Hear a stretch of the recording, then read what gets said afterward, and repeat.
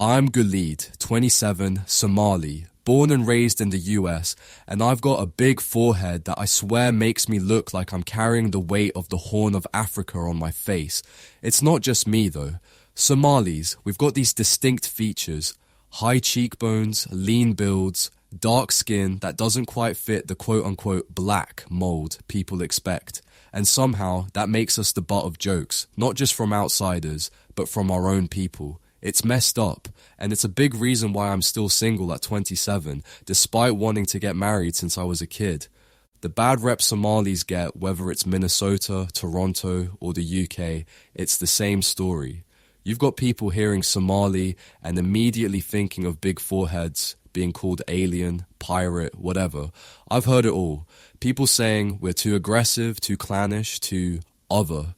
In the States, where I grew up, the news loves to paint us as troublemakers, like every Somali kid is out here causing chaos.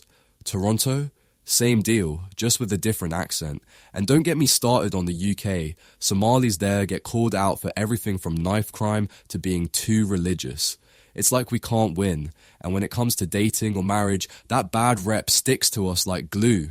People see my big forehead, my skinny frame, and they've already made up their minds. Nah, not Somali. The worst part? It's not just non-Somalis, it's our own women, the ones born here in the West, who look at us and turn their noses up. I've heard Somali girls straight up say they don't date Somali guys because we're ugly or too traditional. They'll go for Jamaican guys, West Africans, anybody with that broader, more muscular build or that cool vibe we supposedly don't have. They call them attractive, like it's some badge of honor, while we're just the awkward cousins they don't want to claim. It stings, man. You grow up in the same community, pray at the same masjid, eat the same sambusa at dinner, and then they hit you with, "You're like my brother." It's not just rejection. It's like they're saying our whole look, our whole identity isn't good enough. My dear brothers and sisters, subhanallah, if you're hearing this, Allah has placed a yearning in your heart, a call to live a life where your deen shines bright, unburdened by the fitna of this dunya. Are you feeling that pull? That restlessness to find a righteous spouse in a land where your deen thrives, or a parent yearning to raise your children speaking Arabic in Muslim Arab countries like Tunisia, Oman, Algeria or Saudi Arabia, where they are not only surrounded by the deen, but the Arabic language bringing the Quran's words to life. Or perhaps you're drawn to the Muslim lands of Asia like Indonesia or Malaysia to protect your faith. I wrote 5 practical steps to plan your hijrah, to guide you to a life rooted in the deen, inshallah. This ebook isn't just advice, it's a roadmap. Learn to purify your intention, choose a land that nurtures your soul, secure halal income, and prepare yourself and your family spiritually. Whether you seek a spouse, a safe home for your kids, or a place to preserve your deen, these steps are your guide. And like your brother in Islam, I'm sharing this wisdom with you as if we were doing it over a cup of mint green tea, my favorite. Don't let fear hold you back. Purchase 5 practical steps to plan your hijrah now by clicking the link below. Start your journey to a new life, inshallah. Act today. Your deen and family deserve it. I've been dealing with this my whole life, but it hit different with Faduma. She's a Somali girl I grew up with in our tight-knit community here. We went to the same weekend Islamic school, played at the same community center, even shared the same cousins through marriage. I've had a thing for her since I was like 12. Faduma was always beautiful to me. Tall, light skin, long wavy hair, and with this laugh that made everyone around her feel lighter. Back then, she wore her hijab proudly, always had it tied just right. I thought, that's the kind of girl I want to marry one day. I kept it halal, you know? Never chased haram relationships, never tried to slide into her DMs or anything like that. I waited, figuring when the time was right, I'd step up and talk to her family proper. Fast forward to last year. I'm 26, feeling ready to settle down, and I finally get the courage to tell Faduma how I feel. We're at a community barbecue, surrounded by cousins and mutual friends. I pull her aside, heart pounding, and I just lay it out. Faduma, I've always liked you. I want to talk to your parents about marriage. I'm expecting maybe a shy smile, maybe a, let me think about it. Instead, she looks at me like I just offered her a plate of spoiled food. In front of everyone, cousins, friends, even some random aunties, she laughs and says, "Galeed, no offense, but I don't like Somali guys like that. Y'all are like too skinny and, I don't know, ugly. Plus, you're like my family." I'm standing there, face burning, while our cousins snicker and my friends try to change the subject. It was humiliating. Like, I get it, not everyone's gonna like you, but to call me ugly and say Somali guys, aren't it? In front of everybody? I look in the mirror sometimes and wonder what it is about me, about us, that's so ugly. Is it the forehead, the way our cheekbones stick out, the fact that we're not built like linebackers? I've tried bulking up at the gym, but I'm still that lanky Somali dude. And it's not just about looks, it's the image people attach to us. They see us as the weird Africans who don't fit in with other black people, who don't have that cool factor. Even white girls who are into black guys pass us over because we don't have that stereotypical look they're chasing. We're stuck in this in-between space, not quite black enough, not quite anything else. And when your own people, the ones who should get it, turn around and say the same thing, that's when you start feeling like maybe you're the problem. That barbecue was a nightmare. Faduma's words, calling Somali guys ugly, saying I'm like family was like a freight train I didn't see coming, especially with our cousins and friends right there, snickering like it was some comedy show.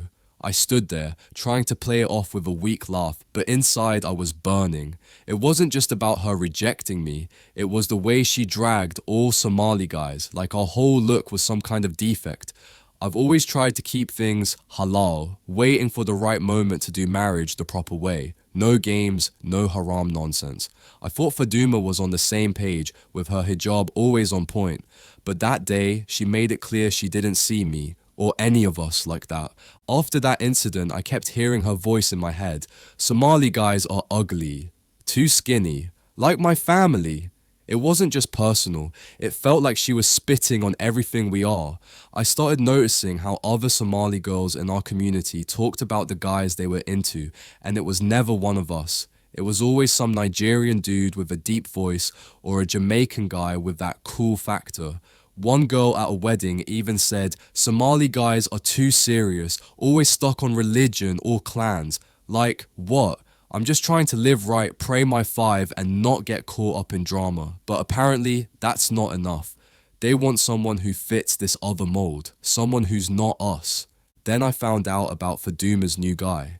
A couple months after the barbecue, I saw her at the mall, no hijab, rocking a crop top and jeans, laughing with this Jamaican dude. Not just any guy, someone who's not even Muslim. I couldn't believe it. This is the same Faduma who used to lecture me about missing a single prayer back in high school, who'd debate the aunties about the best way to pin a hijab. Now she's out here, looking like she's auditioning for a different life, with some guy who doesn't share our faith. I'm not here to judge her deen, that's between her and God, but it felt like a slap in the face. She'd rather ditch everything we grew up with, everything we were taught, to chase some dude who's the opposite of what we're about, all because Somali guys aren't her type. It made me question everything. I tried talking to my boys about it, hoping they'd get where I was coming from. Some were just as pissed as me, saying, she's lost bro, forget her. Others shrugged it off like it's normal now. Somali girls born here just don't want us. One of my cousins even said he's thinking about going for a non-Somali girl because he's tired of getting curved by our own. I get it, but that's not me. I've always wanted a Somali wife, someone who gets the culture, who knows what it's like to grow up with Huyo's Sambusa or Arbo arguing about clan politics over tea. But after Faduma, I started wondering if that's even possible. If our own girls think we're ugly, too traditional, too whatever, then who's left? The rejection messed with my head bad. I started dodging community events, couldn't deal with the pitying looks from aunties who'd heard about the barbecue. I even cut back on going to the masjid, which I know is wrong, but seeing Faduma's family there, acting like nothing happened, was too much. My confidence tanked. I used to think I was alright, maybe not a movie star, but decent enough. But now, every time I look in the mirror, I see what she saw. The big forehead, the lanky arms, the ugly Somali features she trashed. I tried hitting the gym, thinking maybe bulking up would help, but I'm still the same skinny dude. And it's not just about looks, it's the way people see us. Like we're some weird in-between, not black enough for the black community, not exotic enough for anyone else. I keep asking myself why this hurts so much. It's not just Faduma, it's what she represents. Growing up, we were tight, sharing the same struggles, like getting side-eyed at school for bringing rice and banana for lunch, or explaining to teachers why we don't do certain things. I thought that meant something, that we'd always have each other's backs. But now it's like she's traded all that for a life that doesn't include us. And it's not just her. I see it with other Somali girls here, chasing guys who don't know what it's like to be us, who don't get the weight of our history, our faith, our community. It feels like a betrayal, like they're saying we're not good enough to even be in the running. I'm still trying to make sense of it. I keep praying, asking Allah to guide me, but it's hard to stay hopeful when the one girl I thought I could build a life with sees me as a joke. I don't know if I'm more mad at her or at myself for thinking she'd see me differently. All I know is that barbecue changed how I see myself, and I'm not sure how to come back from that. Salamu alaikum, my dear brothers and sisters. Want to strengthen our ummah and support this channel? Become a channel member today, inshallah. Your membership fuels my mission to build a vibrant Muslim community, sharing stories and knowledge that we can all learn from. Your generosity reflects the nature of charity we Muslims have in our hearts, alhamdulillah. Choose a tier and enjoy exclusive perks like members-only videos and special shout-outs. Together, let's grow this blessed community. Click join now and be part of something special. After I started shrinking into myself, Huyo noticed first. She always does. One night, she cornered me in the kitchen while I was grabbing a glass of water, her eyes all serious. "What's wrong with you?" she asked, like I'd been caught stealing. I didn't want to spill the whole barbecue disaster, so I mumbled something about being stressed about finding a wife. Big mistake. She launched into this whole lecture about how I should just go back home to Somalia and find a good girl there. Arbo jumped in, nodding like it was the most obvious fix, saying girls from back home are traditional, respectful, not like these Americanized ones. I just stood there, gripping my glass, thinking, you don't get it. I've never been to Somalia, never seen Mogadishu, never smelled the air Huyo talks about when she gets nostalgic. My Somalia is her stories, Arbo's old photos, and the occasional YouTube video of beaches or markets. I'm as American as the next guy. Born here, raised on burgers and Friday night basketball. The idea of going to Somalia to find a wife feels like being sent to Mars.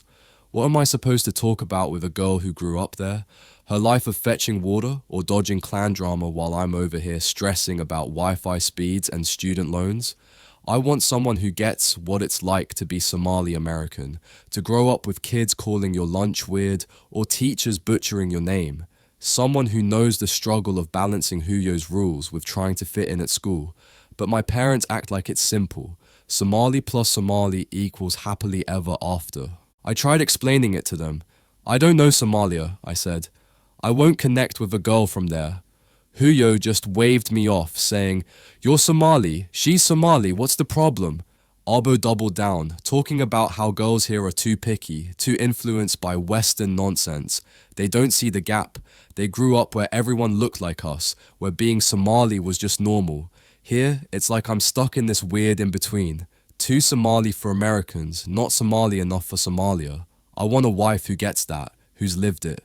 A Somali American girl who can laugh about the time we got kicked out of a school dance for cultural reasons, or who knows the pain of explaining why we don't date. But after Faduma, I'm starting to think that girl doesn't exist. It's not just my parents' pressure that's getting to me, it's the fact that I've tried looking outside our community and it's a dead end. I figured, maybe if Somali American girls aren't feeling me, I'd have better luck with others. So I tried. White girls? Most of them are either chasing that stereotypical black dude, tall and ripped, or they're not interested because I'm too foreign. I even got so desperate to hop on dating apps, and I had a date with a white girl from Tinder, and she kept asking if I was really black because I didn't act black, whatever that means. Other black girls? Same problem. They see me as some oddball African who doesn't fit their mold. I matched with a Latina girl once, thought maybe we'd click. We met up and she spent the whole time asking why I don't have a real African accent like her Nigerian co-worker. It's like I'm too Somali for some, not Somali enough for others, and definitely not black enough for the ones who think black means a certain look or swagger. The worst part is, I get why my parents push the back home idea. They see girls like Faduma ditching their hijabs, dating non-Muslims, and they think Somalia's the answer, some pure untouched version of our culture. But that's not my reality. I don't want a wife I can't relate to, who expects me to be some traditional Somali man I'm not. I want someone who's been through the same mess I have, dealing with the stares when you pray in public, or the awkward family gatherings where aunties grill you about marriage. But every time I think about chasing that, I hear Faduma's voice. Somali guys are ugly. It makes me wonder if every Somali American girl feels the same, like we're just not worth it. I've been avoiding the aunties' matchmaking schemes, the ones who keep trying to set me up with their nieces from Mogadishu or Hargeisa. I know they mean well, but it's not what I want. I keep picturing a life with someone who gets both sides of me, the Somali side that loves Kanjiro, and the American side that grew up on 90s cartoons. But the more I look, the more I feel like I'm chasing a ghost. My boys tell me to just give in, go to Somalia, pick a girl and call it a day. But I can't do that. I'd rather be alone than settle for someone I don't connect with, someone who doesn't get why I'm still salty about Faduma or why I feel like I don't fit anywhere. It's exhausting, this back and forth between what my parents want and what I need. I keep praying for clarity, asking Allah to point me in the right direction. But right now, it feels like I'm stuck in this no man's land. Too American for Somalia, too Somali for America, and too ugly for the one girl I thought might have been the one. I don't know how to fix it, or if it's even fixable. I keep praying, asking Allah to show me a way out, but the loneliness is real. I see my boys settling for girls they don't connect with or giving up entirely, and I don't want that to be me. Lately, I've been talking to other Somali guys, trying to figure out if I'm alone in this. Some of them feel the same, rejected by our own, overlooked by others. One dude told me he got called too African by a Somali American girl, then not black enough by a girl at his job.